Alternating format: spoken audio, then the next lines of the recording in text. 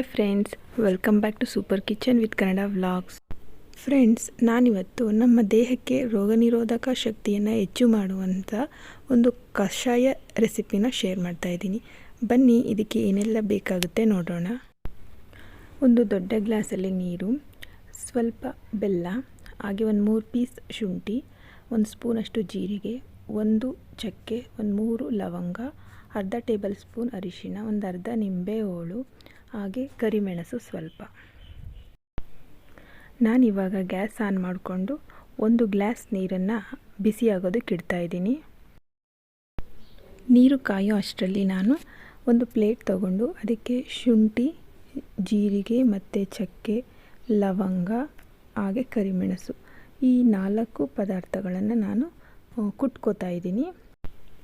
Friends, ಈ ಕಷಾಯನ ಕುಡಿಯೋದ್ರಿಂದ ನೆಗಡಿ, ಕೆಮ್ಮು ಮತ್ತು ಕಫ ಇದ್ದರೆ ಕಡಿಮೆ ಆಗುತ್ತೆ.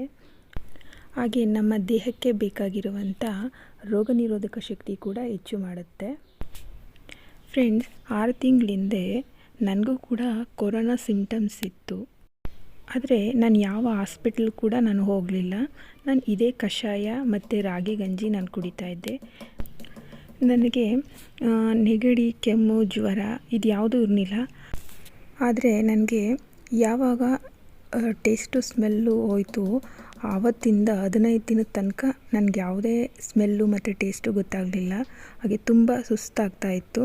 ಆ ಟೈಮಲ್ಲಿ ನಾನು ಈ ರೀತಿ ಕಷಾಯ ಮತ್ತು ತುಂಬ ಸುಸ್ತನ್ನು ಕಡಿಮೆ ಮಾಡೋದಕ್ಕೆ ರಾಗಿ ಗಂಜಿ ಕುಡಿತಾ ಇದ್ದೆ.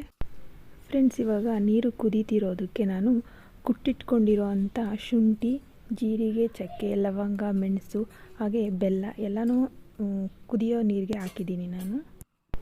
ಫ್ರೆಂಡ್ಸ್, ಇವಾಗ ನಾನು 5 ಮಿನಿಟ್ಸ್ ತಟ್ಟೆ ಮುಚ್ಚಿಡ್ತಾ ಇದ್ದೀನಿ. ನೋಡಿ, ಇವಾಗ 5 ಮಿನಿಟ್ಸ್ ಆದಮೇಲೆ ಈ ರೀತಿ ಕಲರ್ ಬಿಟ್ಟಿದೆ.